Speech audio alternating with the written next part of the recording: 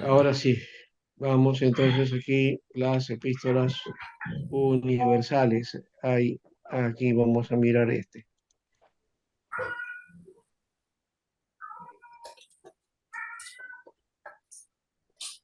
Hay que denotar aquí, bueno, este es uno de los documentos. Estoy buscando el otro. Vamos a mirar el otro también. Este es uno y este es el otro. A ver, acá está. Este es el que estaba. Ahora sí. Vamos a mirar el contexto de Juan, las cartas, y saltar una duda acerca de lo que estaba viviendo Juan en su época. ¿A qué se enfrentaba Juan? ¿No? ¿Qué situación había en la época de Juan en la iglesia, en el contexto de la época? ¿Ya? Eh, Pareciera que estas cartas nos dan a entender que este, había pues herejías, ¿no? Que Juan estaba combatiendo y que éstas estaban inspiradas en el gnosticismo, ¿no? Especialmente en la forma doceta, ¿no? El docetismo, que sería bueno también plantear esa causa, qué cosa es el docetismo, ¿no? Doceta viene de la palabra doqueo, la palabra griega doqueo, ¿ya? Y doqueo viene a ser algo así como aparición, ¿no? Aparecer, doqueo, ¿no?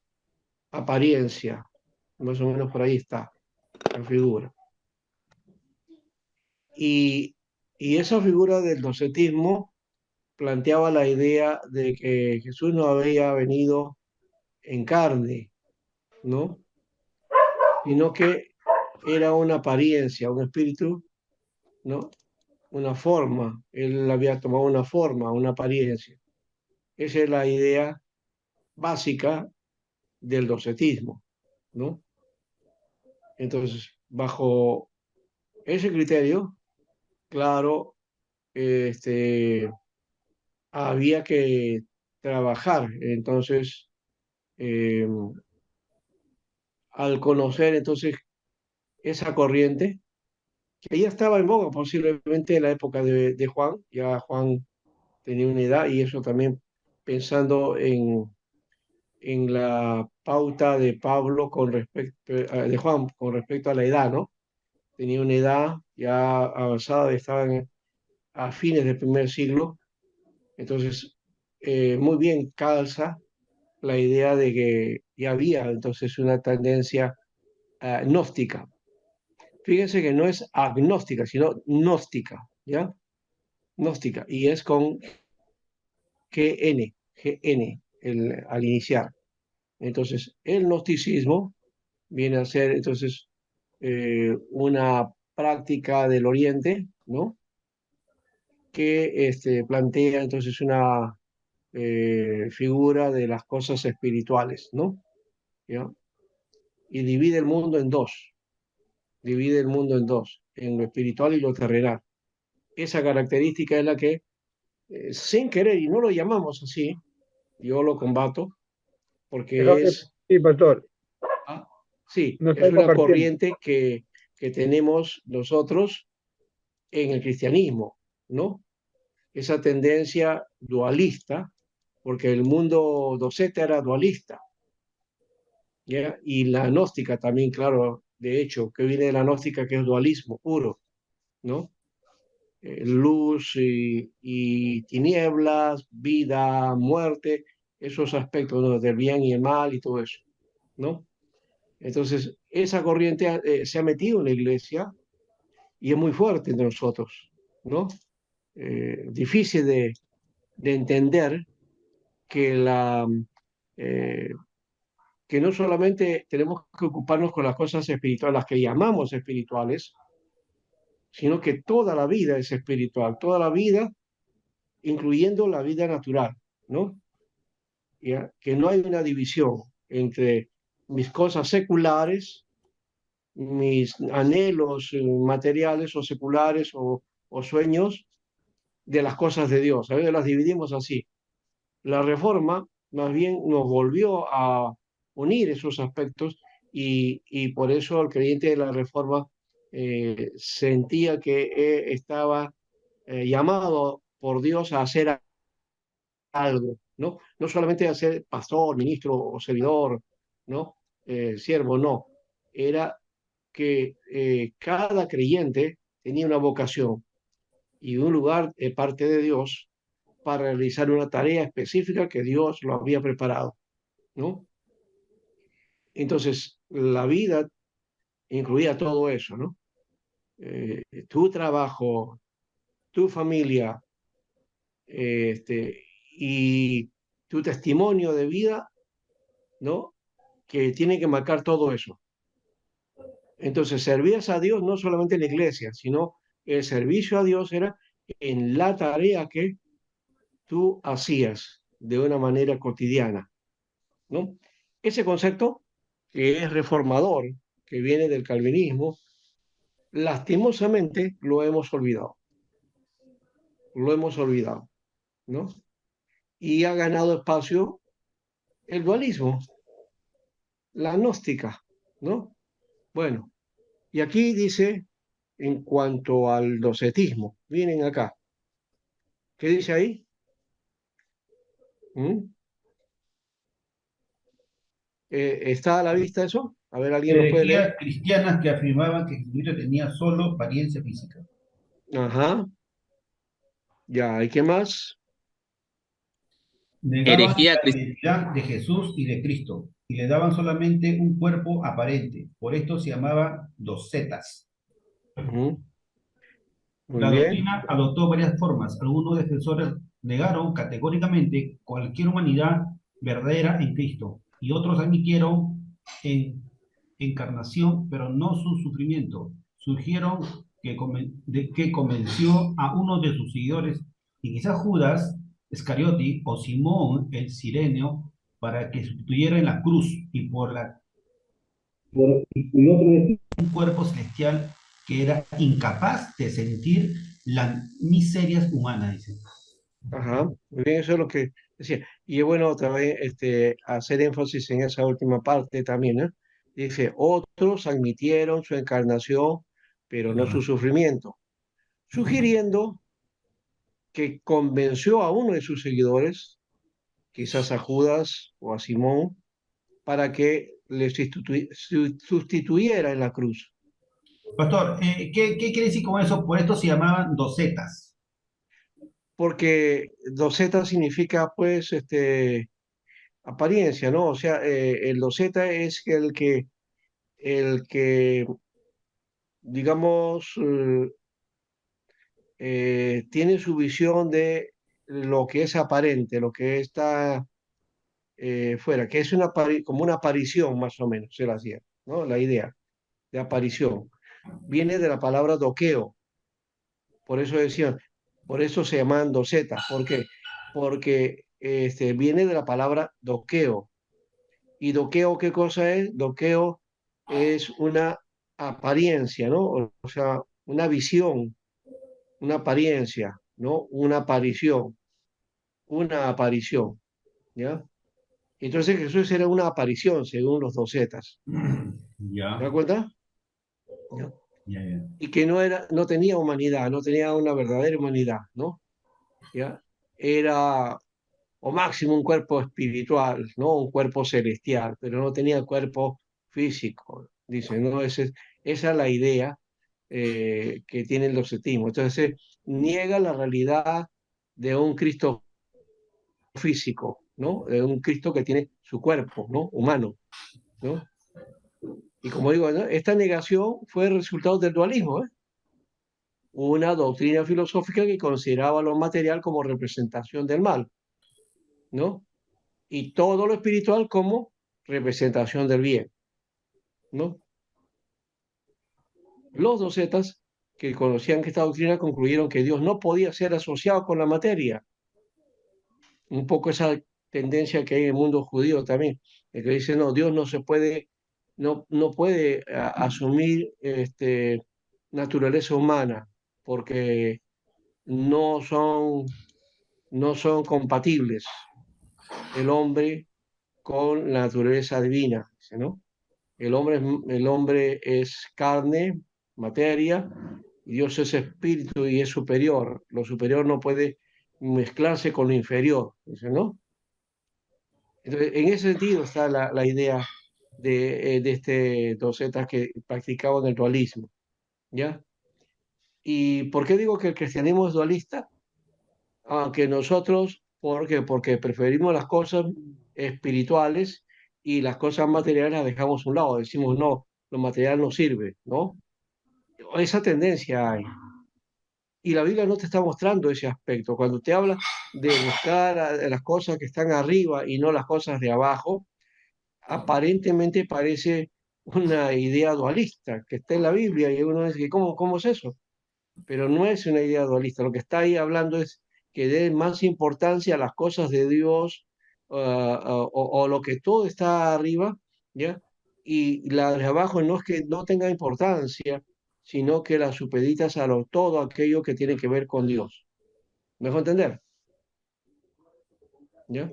Entonces uno puede ir a trabajar y el trabajo también lo puedes dedicar a Dios, tus fuerzas también, tu capacidad y todo lo que hagas. O sea, no hay nada que haga el hombre que no sea este, dedicado a Dios, por lo menos en el creyente, ¿no?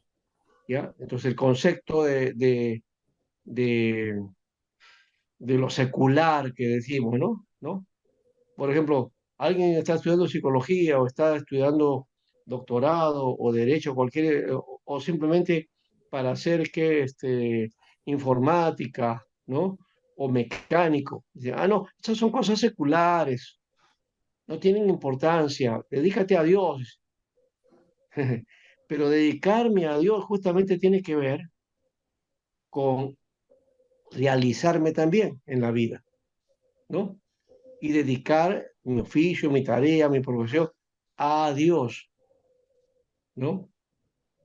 Entonces, ahí nos falta a nosotros los creyentes, parece que ha entrado tan fuerte esa idea dualista Pastor, que es difícil sacarla, ¿no? Y diferenciarla. Sí, Pastor, pero ahí en relato leyendo, Diego Thompson fue un doctor, digamos, pero se dio cuenta más del cristianismo, su papá era creyente en la iglesia cristiana, pero se aferró y se metió más profundamente a evangelizar y buscar más a Cristo, ¿no? sí, sí, sí. Sí, y él hizo una tarea. ¿Sabe quién? Juan Amacay nos habla también de esa condición. Sobre la teología que plantea él, una teología presbiteriana, es esa que le estoy mencionando a ustedes, ¿no? Donde hay un sentido de la vocación, sentido del llamado de Dios. Todos somos llamados por Dios, ¿no? Entonces, ¿todos vamos a ser pastores? No, pues somos llamados por Dios y cada uno va a hacer y va a ocupar el espacio que le corresponde, Y ahí, y ahí, haciendo aquello que va a glorificar a Dios. y ahí está acompañado con César Chávez, ¿no, Pastor? También va junto con él. ¿Cómo? ¿Ah? Bueno, ya, está bien. Entonces la idea va por ese lado, o sea, eh, el docetismo que tanto ahora estamos hablando de eso, ¿no? Y que Oh, eh, Juan, entonces, él dice, no, quien niega que Cristo ha venido en carne no es de Dios, ¿no? ¿No? Y los docetas decían, no, no puede venir en carne, pues, ¿no? No puede. Entonces, cuando ustedes escuchen a alguien que diga eso, ¿no? Que esté planteando de que Jesús no vino en carne, que es una apariencia, un espíritu, ¿no? Que tomó a una persona, ¿no? Que nació por ahí y que en realidad Jesús lo que tenía era el espíritu de Cristo, dice, ¿no? ¿Ya? Un espíritu que cuando él fue a la cruz, salió de él, ¿no? ¿No? ¿Ya? Entonces, y luego en la resurrección volvió a entrar para resucitarlo. Esa es una idea que es doceta esto completamente, ¿no? ¿No? Entonces hay que tener ese cuidado porque es esta tendencia. Pero lo otro es, lo que a mí me llama la atención, lo más grave para mí es que la iglesia tengamos ese pensamiento, ¿no? Separar lo espiritual de lo material, tus sentimientos de los sentimientos de Dios, ¿no? Por ejemplo, ¿cuántos no muchachos, y de repente algunos de ustedes también, que han estado de jóvenes en la iglesia, cuántos han sufrido en esto cuando de pronto se enamoraron y una hermanita por ahí les dice, hermano, eso es mundano, eso es pecaminoso, eso no es de Dios. Los hombres de Dios no están buscando o enamorándose, ¿no? ¿Han escuchado algo así? Mi señora me dice a mí eso. Así dice.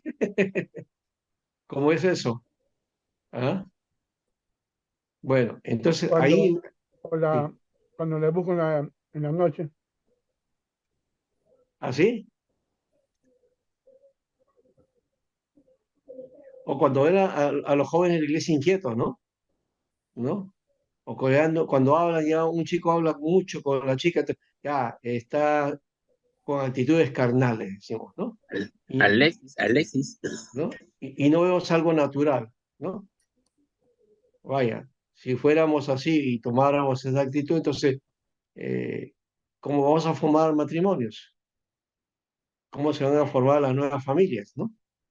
¿No? Porque todos serían pues como angelitos, ¿no? No se puede tocar, ¿no? Entonces, ese concepto, ¿ya? Eh, dual, hay que desecharlo. Hay que ser. De hecho, claro que hay que cuidar el asunto. No estamos diciendo que seamos libertinos ni nada por el estilo, eso no, porque hay que cuidar también el testimonio y, ¿por qué no?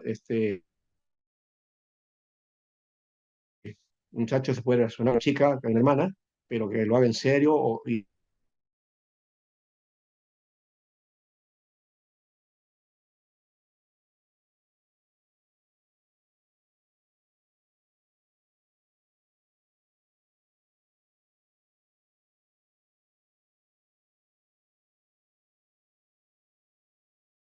no, mis cosas, no a escondidas, nadie sabe, ya.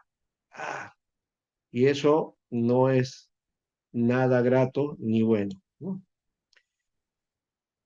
Muy bien, seguimos entonces. Acá dice, esta negación de la realidad física de Cristo fue el resultado del dualismo, una doctrina filosófica que consideraba lo material como representación del mal, ¿no? Los docetas conocían esta doctrina y concluyeron que Dios no podía ser asociado con la materia. No podían aceptar la interpretación literal de Juan 1.14, cuando dijo que el verbo se hizo carne.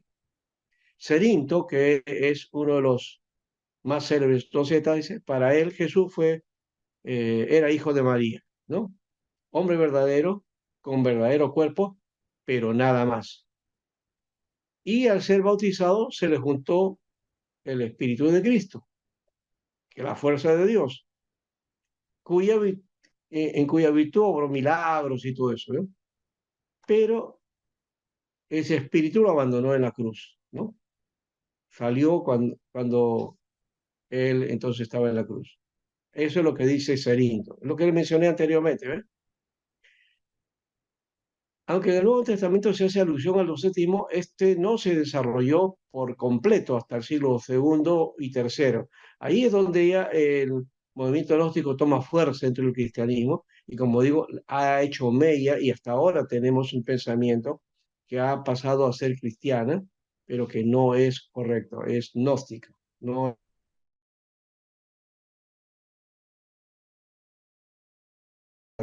no es verdadera doctrina cristiana. Habría que echarlo. Esto provocó una vigorosa oposición por parte de los primeros autores cristianos, empezando por Ignacio de Antioquía e Ireneo a principios del siglo segundo. El docetismo fue condenado de modo oficial en el año 451 en el Concilio de Calcedonia. Miren, cuando el Concilio de Calcedonia lo condena, pero la Iglesia sigue, tiene una corriente dual, ¿no? Dualista. Es curiosa esa contradicción. Bueno, y acá está la gnóstica también, ¿no? De filosofía platónica, ¿no? Eh, Se origina también el neoplatonismo y el neopitagorismo, que son unos principios ascéticos, una especie de mística o panteísmo. La mística de la espiritualidad que va separándose de la realidad, eso se va eh, practicando en el proceso de la época de la Edad Media, ¿no? Y casi desde el comienzo, ¿no? eh, Cuarto siglo, quinto siglo, hasta definirse, ¿no? Y la Edad Media va a ser de los grandes místicos, ¿no? Mística que de repente, pues algunos hayan sido sí naturales y otras pues habrían sido también algunas cosas ojalá de los cabellos o de gente que ha estado no muy bien de la cabeza también, ¿no? Eso podría también darse, ¿no? Otros elementos proceden de las religiones orientales, de Egipto, de Persia y de Caldea. En realidad viene de allá todo eso, ¿no? La gnóstica. ¿Mm? Y de elementos cosmogónicos que vienen de Persia y de los hindúes, ¿no? Meditación tras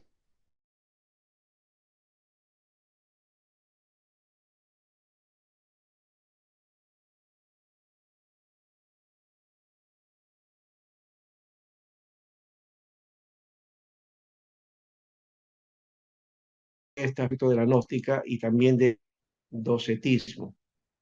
Muy bien, seguimos entonces.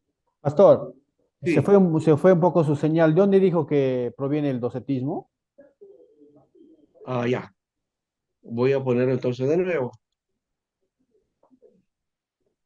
Ya. ¿Los demás también escucharon o no escucharon? A No, ver. de usted se fue su señal, pastor. Se Sí, cortó, pastor, pastor, su señal, se no se cortó. le entendió bien. Sí, se cortó.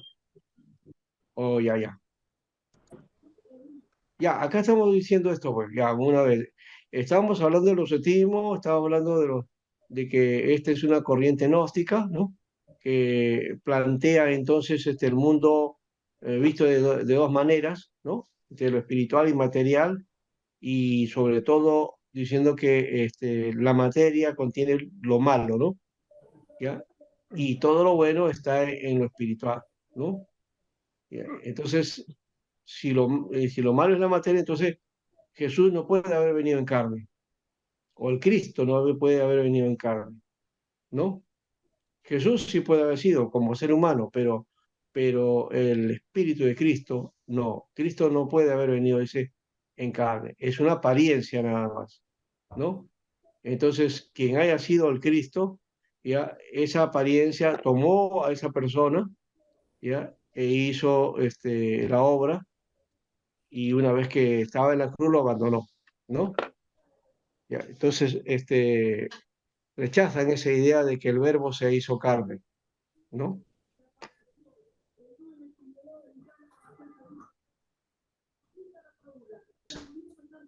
La de Jesús y la naturaleza divina, ¿ya?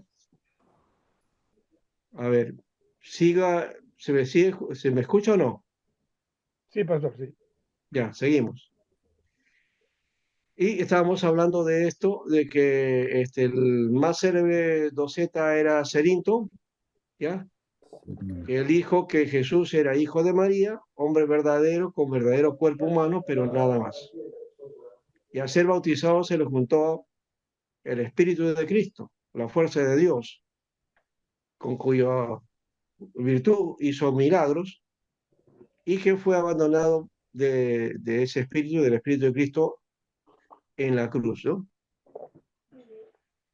Ahora, también dijimos que el docetismo no se desarrolló en la época de Juan, sino en el segundo y tercer siglo es que toma su fuerza, ¿ya? Y tuvo de aliado al gnosticismo, ¿no? Que del gnosticismo viene esa idea de luz, muerte, oscuridad, vida, muerte, ¿ya? Ese concepto dualista, ¿ya? Y esto provocó entonces oposición de los primeros cristianos, ¿no? Ignacio de Antioquía, Ireneo, ¿no? A principios del siglo II, y más adelante condenaron al docetismo en el año 451 en el Concilio de Calcedonia, ¿no? A pesar de que lo condenaron y también lucharon contra el gnosticismo, eh, de todas maneras hizo huella en el pensamiento cristiano, ¿no? Y en la doctrina cristiana.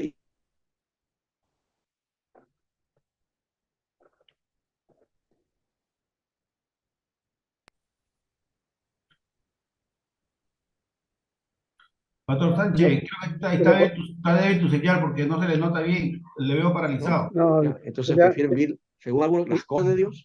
Sí. se le ha cortado y no se le escuchó.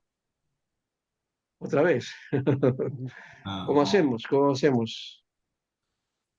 Parece que hay un problema con la señal en todo caso, ¿no?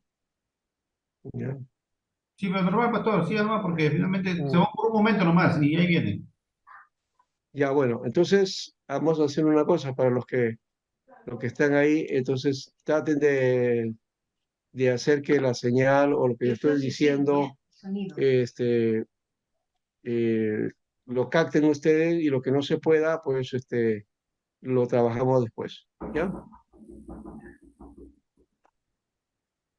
Muy bien, entonces ahora seguimos con el material aquí de, de lo otro que estábamos haciendo acá. Ujú.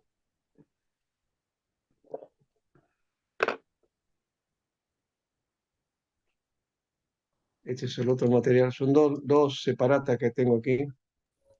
Carlos Enrique, no lo veo, Carlos Enrique. Ya, aquí está. Acá estoy. ¿Cuánto van? ¿A cuánto van?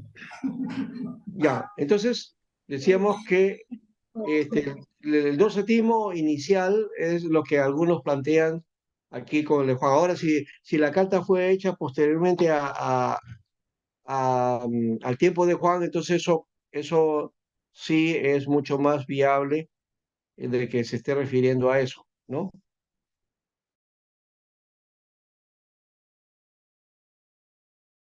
Siglo no había pues esas corrientes, estaban solidificadas, ¿no? Posiblemente habían por ahí algunas corrientes, algunas tendencias y nada más.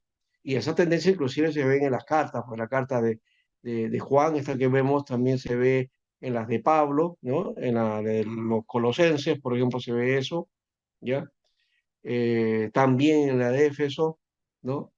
Y algunas cosas más que por ahí se van planteando, ¿ya? Entonces, según esta tendencia doceta, el cuerpo de Cristo no era real, ¿no? Una apariencia, ¿no? ¿Ya? Jesús era un ser humano, pero que el Cristo no tenía cuerpo, sino más bien el Cristo era como un ente espiritual que tomó a Jesús, ¿no? Para que haga la obra, ¿no? Esta herejía entonces es de la línea de Cerinto, ¿sí? Gnóstico, que vivía en Éfeso en los días del apóstol Pablo, perdón, el del apóstol Juan, y se establecía una diferencia entre Cristo y el Jesús humano, ¿no? Cristo es el Espíritu que descendió sobre Jesús en el bautismo, pero lo abandonó antes de la cruz. Salta a la vista que esta doctrina era una negación radical de los fundamentos cristológicos del Evangelio y anulaba también la eficacia redentora de la muerte de Jesucristo, ¿no?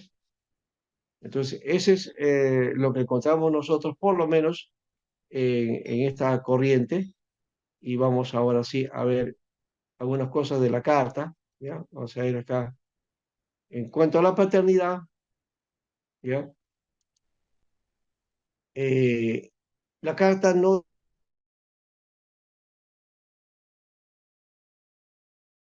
identifica a sus destinatarios, por eso se sugirió el nombre de Juan, ¿no? Esa fue la idea, es una sugerencia, ¿ya? Y en la segunda y la tercera carta solo se reconoce, o menciona eso, ¿no?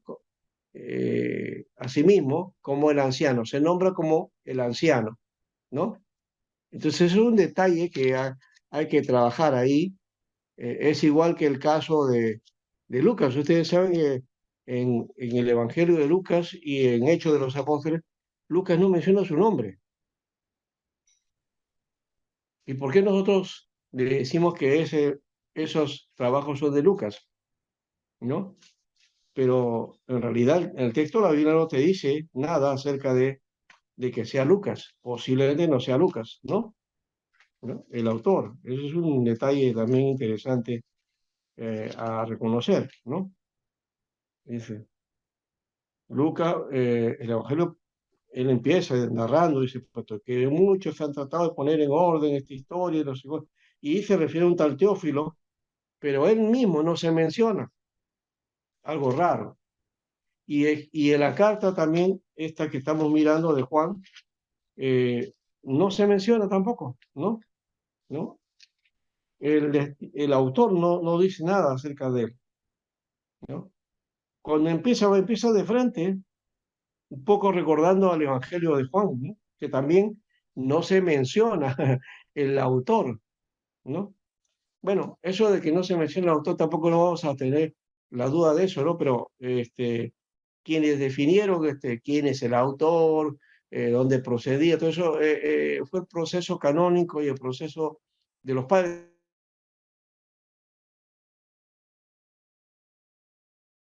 A ellos les debemos muchas cosas y algunas también metidas de pata en algunos casos.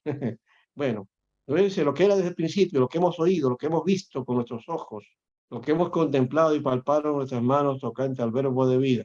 Así empieza la epístola. No tiene saludo, no tiene destinatario, no tiene una salutaciones, ¿no? Bendiciones, nada. De frente va a la narrativa, ¿no? Alguien está con el audio. Ya. Muy bien, la fecha entonces podría haber sido entre 90 y 95, la composición original, ¿no? Y Juan fue desterrado aproximadamente en el 94 a la isla de Patmos por Domiciano, que era hermano menor de Tito, ¿ya? Y quien fue asesinado el 96. Y bueno, por eso es Juan puesto en libertad. Y las cartas pudieron ser escritas antes o después de este destierro, o sea, casi al finales del primer siglo, ¿no? El lugar posiblemente era Éfeso porque Juan estaba en Éfeso, ¿no?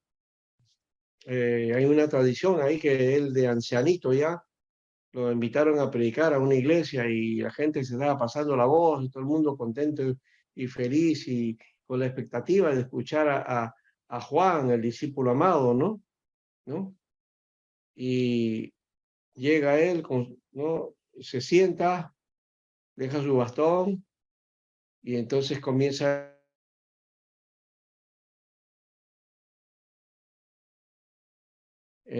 amados unos a otros, porque Dios es amor. Y 3 veces, ¿no? Dios es amor, Dios es amor. Y luego coge otra vez su bastón, se levanta y se va. Eso es lo único que predicó él, ¿no? Entonces, con esa historia se hace ver a Juan como el apóstol del amor, ¿no? Y esta carta justamente habla de eso, ¿no? Del amor. Bien, primero Juan entonces motivado por las nocivas influencias que la iglesia ejercía, las doctrinas erróneas, la carta no se queda en la apologética, sino que se eleva para conducir a los creyentes a alturas de gozo completo en la comunión con el Padre y con el Hijo. Y para confirmarles en la certidumbre de que son poseedores de la vida eterna. Esta carta es muy pastoral y por otro lado también tiene un tono bastante íntimo, ¿no? Muy personal, muy amical, diríamos así, ¿no?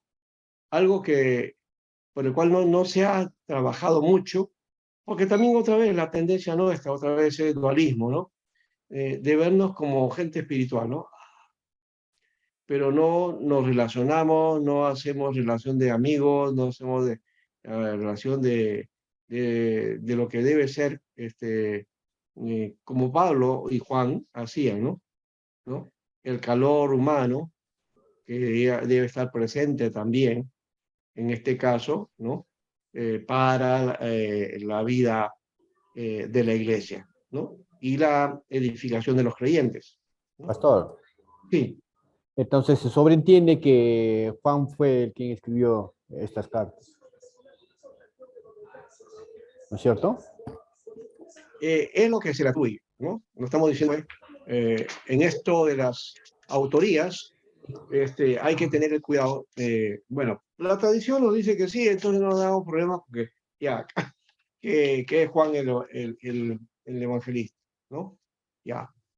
Pero no tiene peso, pues aquí no, ya hemos dicho, no está el autor narra de frente y va hacia su objetivo, que es presentar a Jesús, ¿no? Y hablar de la condición con Él y de la relación con Él, con Dios y del amor de Dios y todo eso. Entonces, ese mandamiento de amar a Dios y amar, y como hijos de Dios, amarnos unos a otros, es un elemento clave dentro de esta epístola, ¿no? Y como hemos dicho, lo de la autoría ya eso es, antes se tomaba en cuenta como ya, como definitivo, o sea, no hay ninguna duda, y todo el mundo hablamos, sí, tal carta es de tal apóstol, y también de tal otro apóstol, y así, porque las conclusiones las habías tomado ¿de dónde? De la tradición de la iglesia.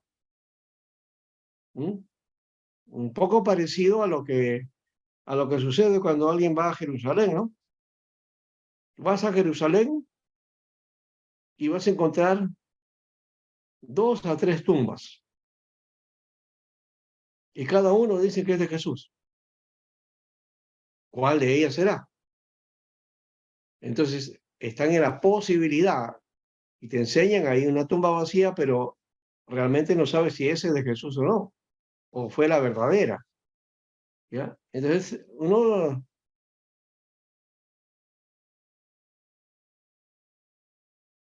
esa actitud de aura sagrada y expectativa espiritual, lo haces a todo y no te vas a dar cuenta de eso. Pero cuando vas con el análisis de investigar y estudiar, ahí te vas a decepcionar muchas cosas, porque en realidad, en la Tierra Santa, ¿no? Cuando los cruzados tomaron Tierra Santa, ahí es donde ellos se agarraron y algunas cosas fueron destrozadas y otras no, y comenzaron a buscar, y por ahí dijeron, ya, este va a ser la tumba, este de acá, y así. Esa es la tradición que establecieron así, ¿no? Pero que no es verdadera. Entonces, con esto no estoy diciendo que los autores no sean verdaderos, los autores han sido verdaderos, reales, claro que sí, pero ¿quiénes? Porque la tradición de la iglesia nos ha hecho una cosa, ¿no? Y no estoy en esa teoría de la duda que hoy día se relativiza todo, como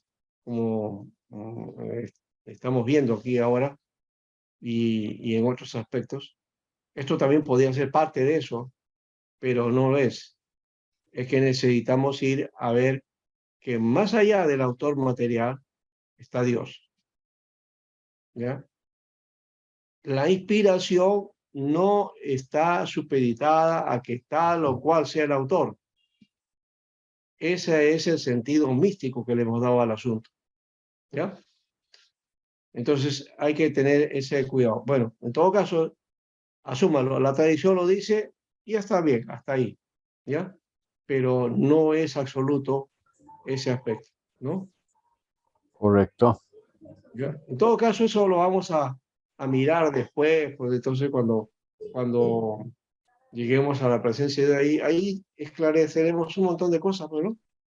Ahí sabremos también, ¿no? Lo que hoy, Ahí ya le preguntaremos, pastor.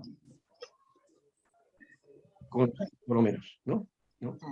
Y hay cosas que sí están saliendo a la luz por medio de la arqueología y que confirman algunos detalles también del texto, ¿no? Y de hecho, que también es otro elemento también interesante del tiempo que vivimos, ¿no? Pero tiene sus contrapartes, pues, ¿no? Tiene sus pros y sus contras, como decimos, este proceso. y hay que tomarlo de esa manera. Y hay que tomarlo en la madurez que corresponda. Primero de Juan, entonces, en cuanto a las características, los grandes temas son presentados de manera antitética. Entonces ya hemos dicho, tomando luz, tinieblas, vida, muerte, verdad, mentira, amor, aborrecimiento, Dios, el maligno, Cristo, el anticristo, eso es más o menos planteado, ¿no?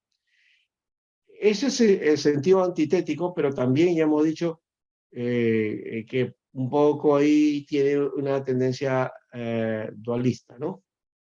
No marca eso, está difiriendo, lo hace desde la perspectiva de estilo, posiblemente, del estilo de escribir. Entonces, a eso se lo conoce como la manera antitética, ¿no?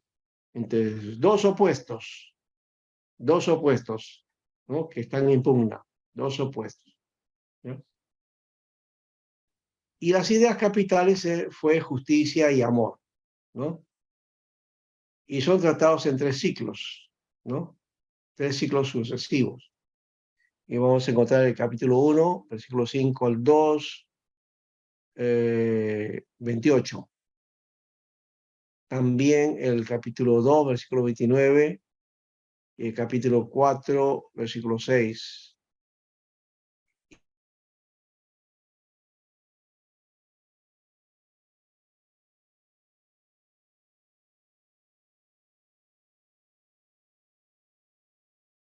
Capítulo 4, versículo 7 al capítulo 5 también en el amor se va mostrando en esta carta, ¿no? Juan está planteando eso, ¿no? Que el amor tiene que ver con ética, ¿no? Con conducta, ¿no?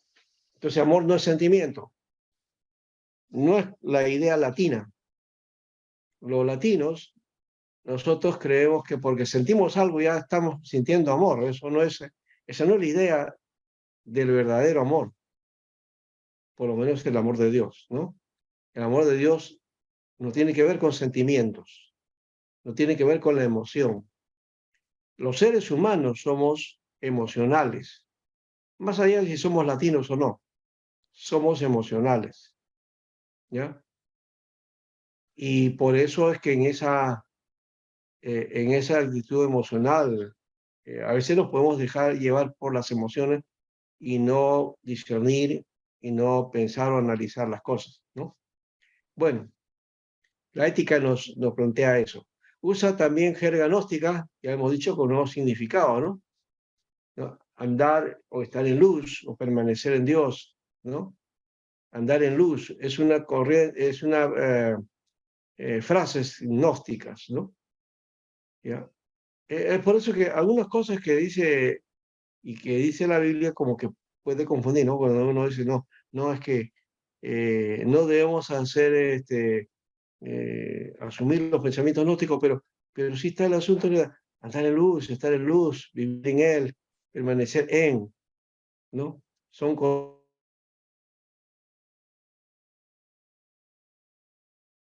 un corte gnóstico, pero es que hay que entender apariencia, ¿no? De gnóstica, pero no es gnóstica, ¿no?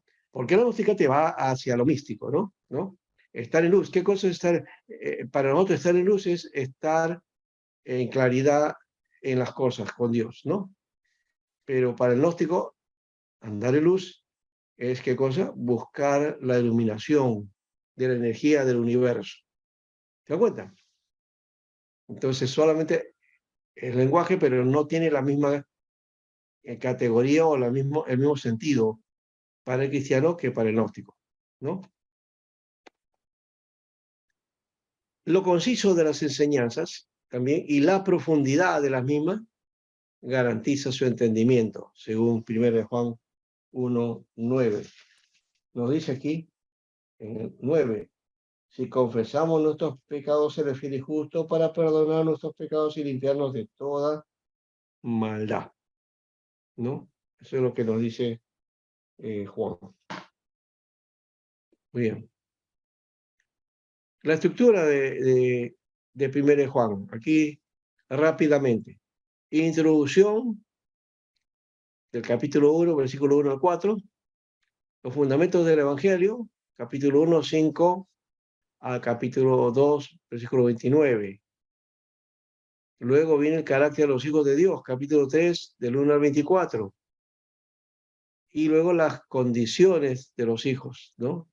La fuente de la condición de hijos, capítulo 4, 1 al capítulo 5, versículo 12. Y luego vienen las conclusiones, los últimos versículos del capítulo 5, a partir del versículo 13, ¿no? Bueno,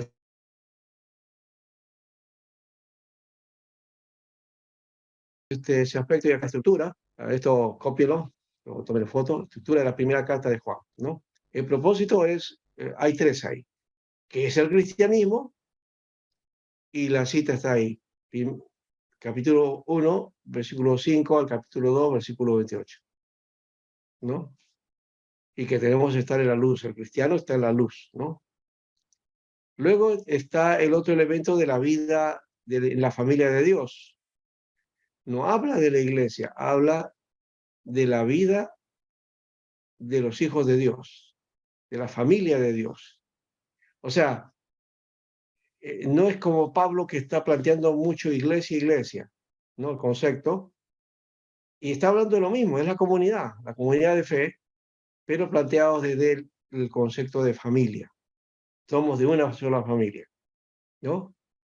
Y que esa familia tiene que amarse. Y por eso la manifestación de Dios, Dios es amor. Y lo tercero es la certidumbre de la fe, ¿no?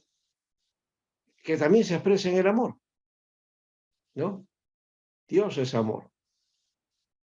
Ahora, aquí sería, ¿cuáles son las pruebas del amor? ¿Cuáles serían las pruebas del amor? ¿Qué les parece? A ver, antes de ver este detalle, lo cerramos ahí y vamos mirando. A ver, hay que compartan ustedes, a ver qué cosas es lo que dicen por ahí acerca de eso. ¿Ah? Tres pruebas de la vida de primero de Juan, donde se expresa amor. ¿Cómo podemos expresar amor? A ver.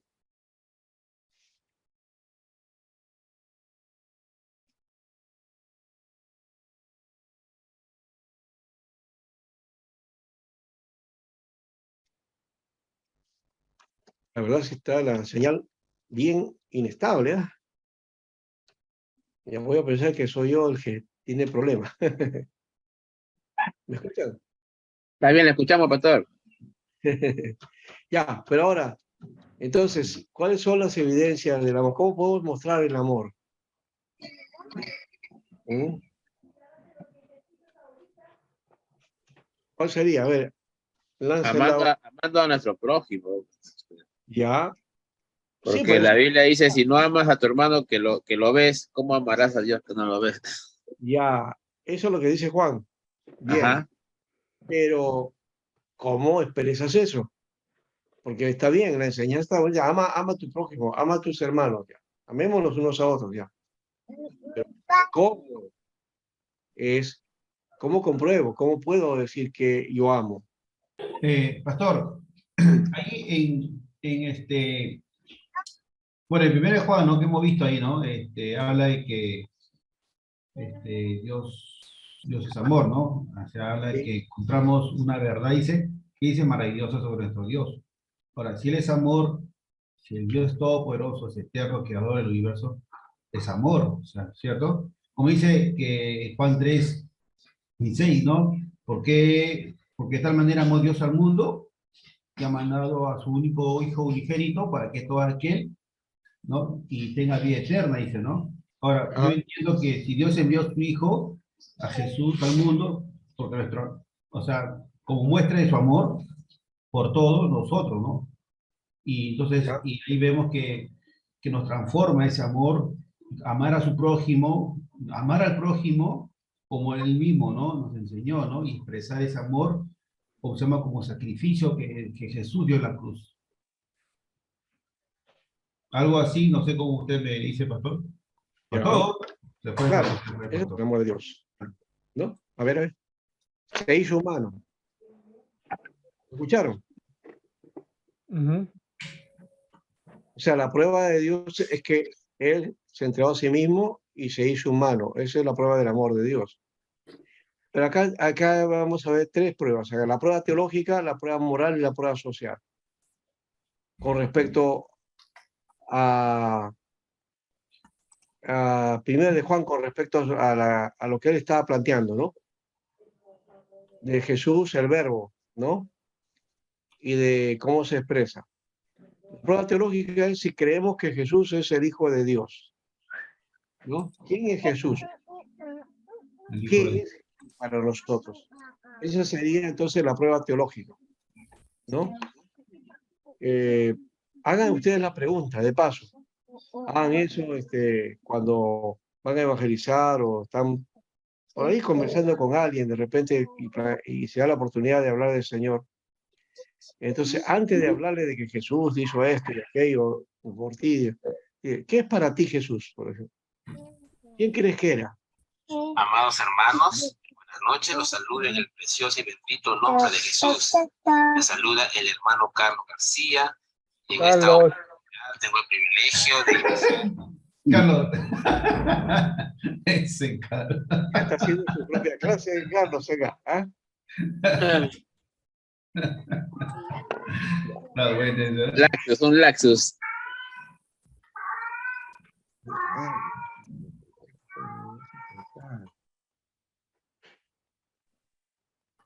A ver, ese gato.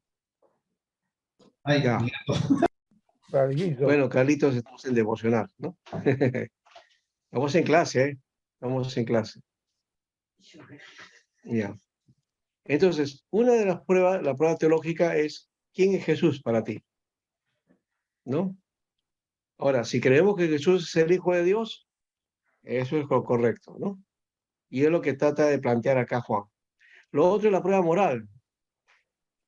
La prueba moral es si vivimos vidas justas. Vida justa. Eso también muestra amor. Entonces, una vida llena de amor vive una vida justa, una vida recta, una vida donde la justicia está manifestándose, un respeto al derecho, respeto al otro, ¿no? Ahí estás expresando amor. Y también amor expresas cuando hay necesidades, cuando hay que ayudar, cuando hay que aconsejar, cuando hay que arreglar alguna situación y puedes o estás con la posibilidad, y si no lo tuvieras, buscar los medios para hacerlo. Eso también es amor, que implica sacrificio, ¿no? Y la prueba social está, si nos amamos unos a otros, ¿no? Ya hemos dicho de qué manera, ¿no? ¿Cuáles son los elementos ahí de ese amor, ¿no? ¿Ya? Un amor sacrificial, ¿no? Dispuesto a sacrificarte por el otro, ¿no? Dispuesto a dar la vida por el otro. Así como el Señor dio su vida por nosotros, también nosotros debemos dar la vida por vosotros, ¿no? Hoy día esa prédica, esa idea, este concepto, no pega mucho porque el mundo de hoy es egoísta.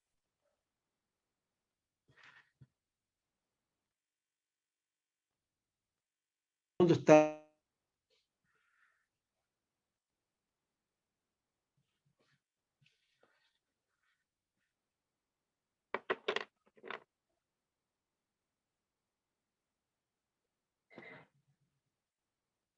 Ah, Se le fue la señal al pastor. mm, y ahora sí ya falló más ya. Se congeló. Ah, yeah.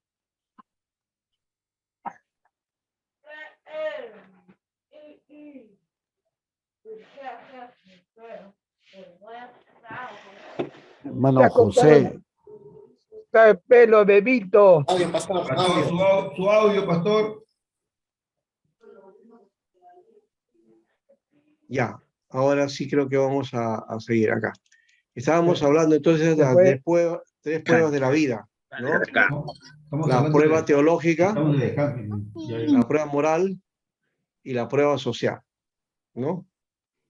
Entonces, esto creo que son elementos que están ahí pendientes, pero que más que hablarlo, hay que tomarlo en acción, ¿no? En acción. ¿Qué le parece? Vamos entonces a un descanso. Ya, vamos a un descanso. ¿Les parece?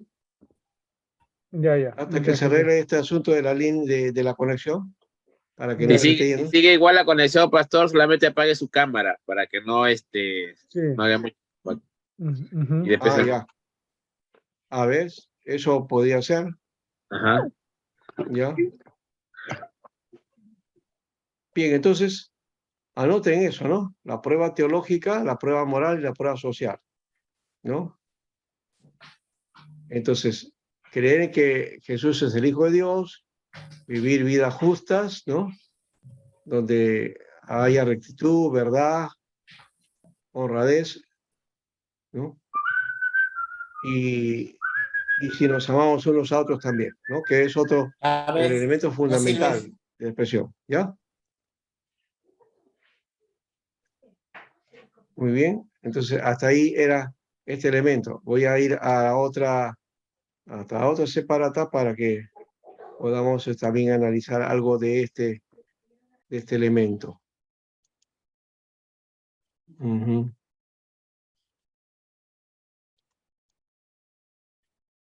Este no es. Se me fue. Acá está.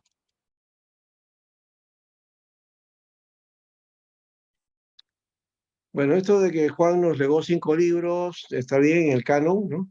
3 epístolas y el Apocalipsis y el Evangelio, ¿no? Eso es lo que asumimos como autoría de Juan, ¿no?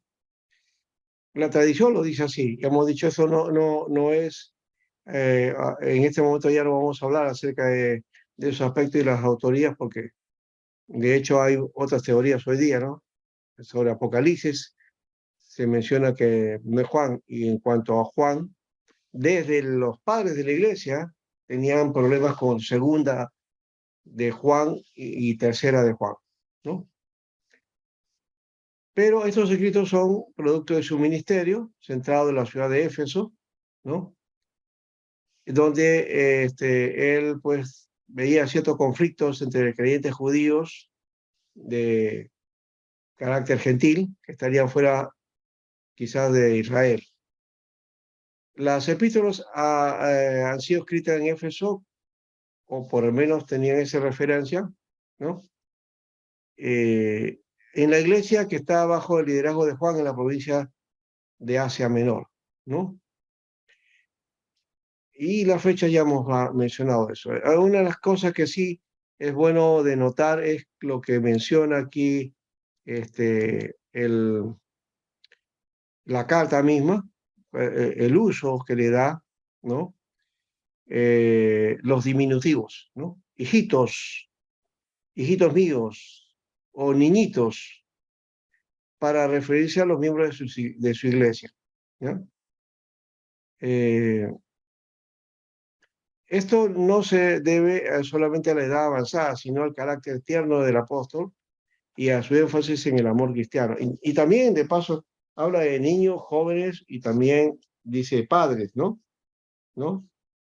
Que también es otra forma de expresión que él utilizaba. ¿No? Y de repente podemos, acá dice, ¿no? Capítulo 2, versículo 12. Os escribo, hijitos, porque vuestros pecados os han sido perdonados por su nombre. Os escribo a vosotros, padres, porque conocéis al que es desde siempre, en el principio. ¿No?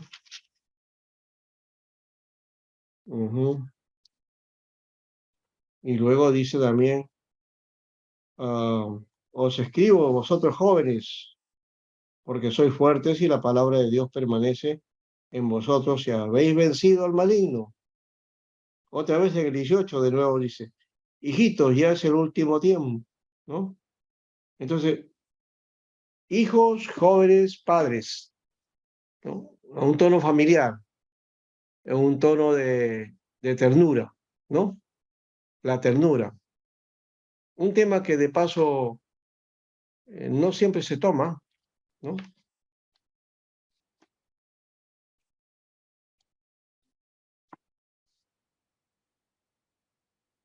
y que a veces, bueno, no hemos predicado, que de paso, a ver, algunos de repente, ¿qué temas han predicado entre ustedes? A ver, ¿qué temas?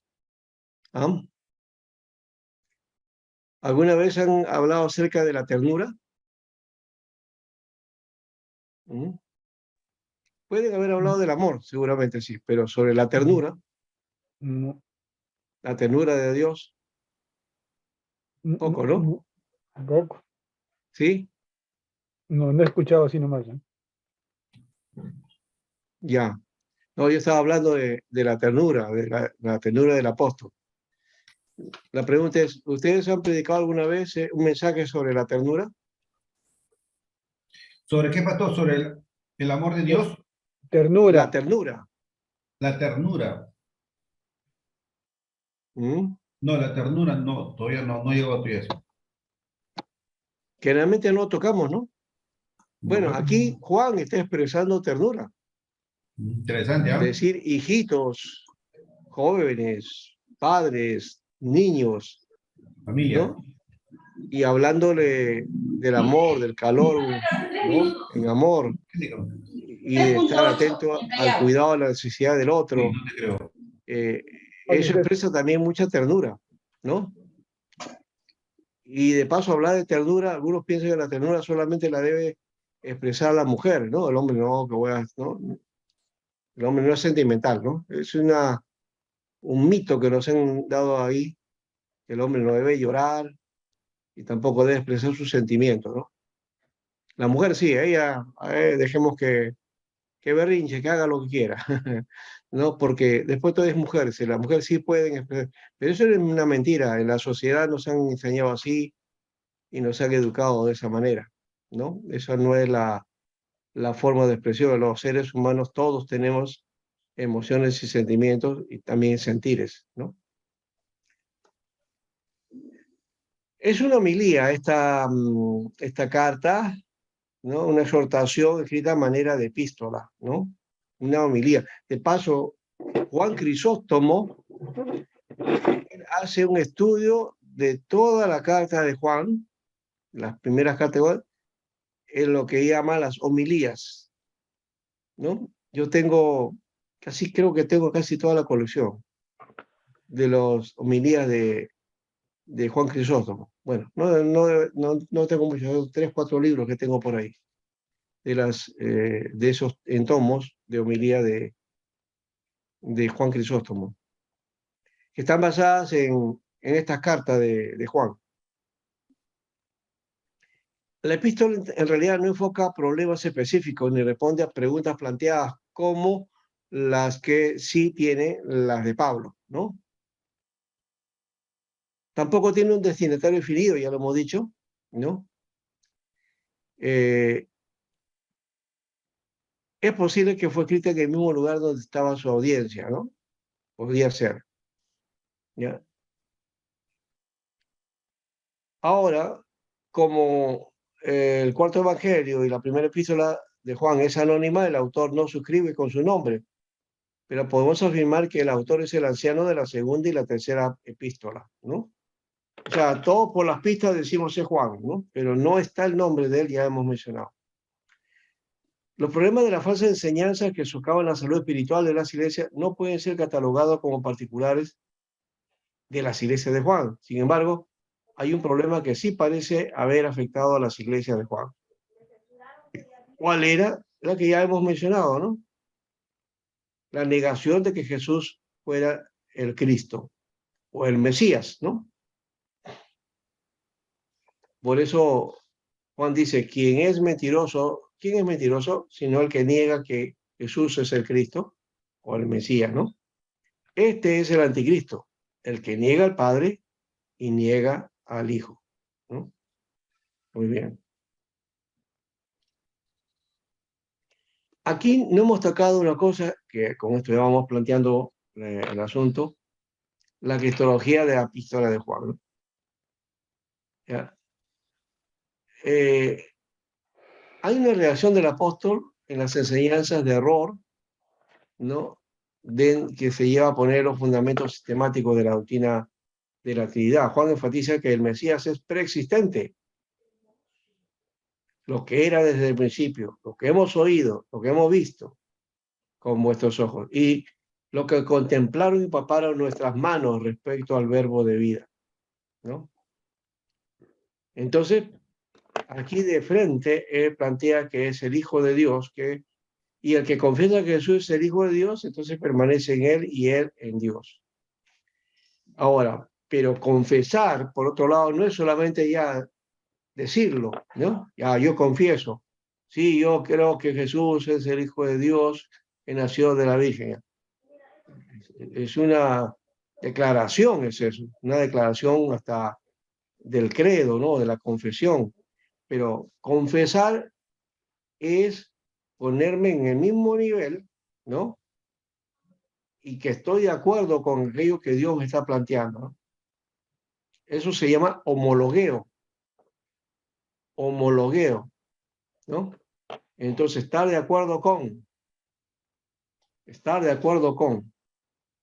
¿Ya? Entonces, ahí no es solamente hablar, decir o proclamar o declarar, ¿no? Sino que es la acción de tu vida es la que va demostrando que realmente crees esto, ¿no? Entonces, confesar implica acción. Jesús, el Mesías, ha venido en carne, es decir, su encarnación, perdón, es un hecho real. No reencarnación, sino encarnación. ¿Ya? Y por eso Juan plantea después, todo espíritu que confiesa que Jesús es el Mesías, o sea, el Cristo, que ha venido en carne, entonces eso procede de Dios. El que no cree eso, simplemente no es de Dios. Y la venida del Mesías, del Cristo, es manifestar el amor de Dios por la humanidad. En eso se mostró el amor de Dios para con nosotros, en que Dios envió a su Hijo unigénito al mundo para que vivamos por él. 1 Juan 4:9. Ahora les aconsejo de otra cosa. Alguien me mencionó acá Juan 3:16, ¿no? Que lo utilizamos de una manera elemental, inclusive. Acá, 1 Juan 4:9 está diciendo lo mismo, pero con mayor profundidad. O sea, no como lo repetimos así a veces de vaporreta. Más bien dice, el propósito de la venida de Cristo es manifestar el amor de Dios por la humanidad. En esto se mostró el amor de Dios para con nosotros, en que Dios envió a su Hijo unigénito al mundo para que vivamos por él. 1 Juan 4:9. Este trozo es parecido a Juan 3:16. De tal manera amado Dios al mundo que envió a su Hijo unigénito para que todo aquel que en él crea no se pierda, mas tenga vida eterna, ¿no? Entonces, en esto se mostró el amor de Dios para con Pastor, nosotros.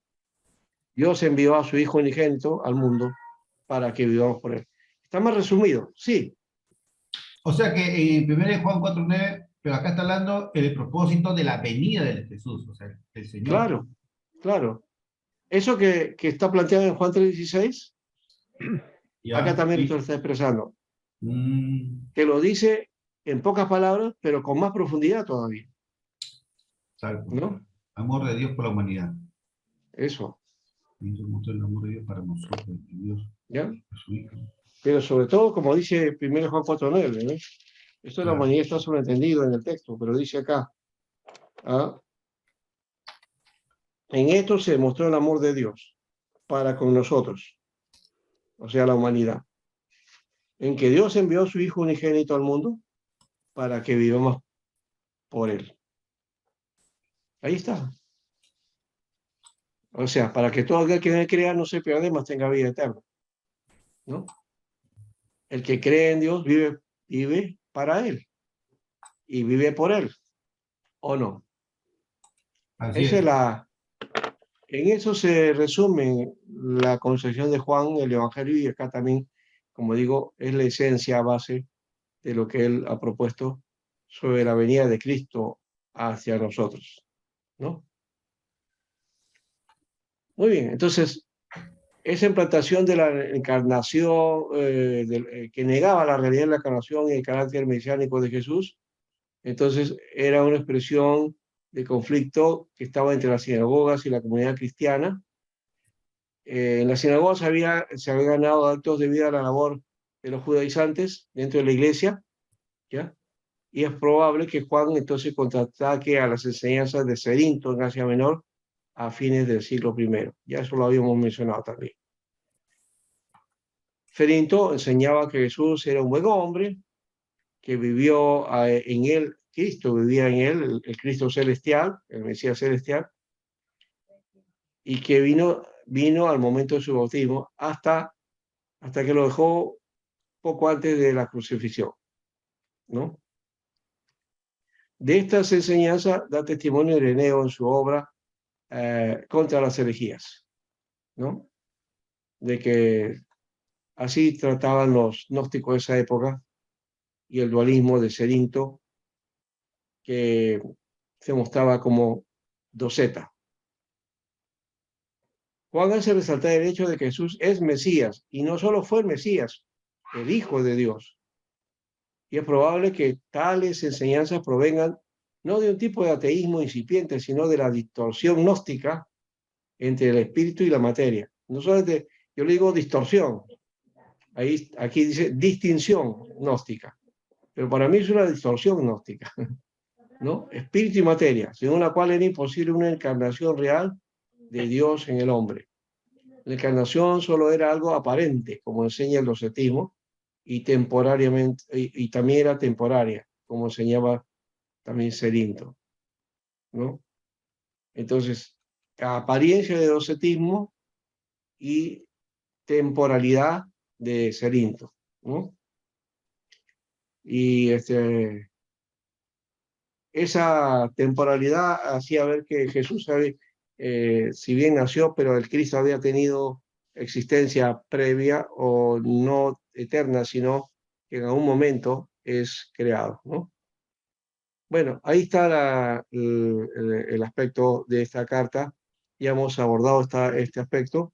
Vamos a seguir hablando y si damos tiempo nos vamos a la segunda carta también y hacemos la tercera y la siguiente la próxima semana Judas, ¿no? ¿Alguna pregunta? Si no, vamos al descanso. No, descanso, pastor. Muy bien, descanso. Entonces vamos a relajarme un poquito. ¿Ya?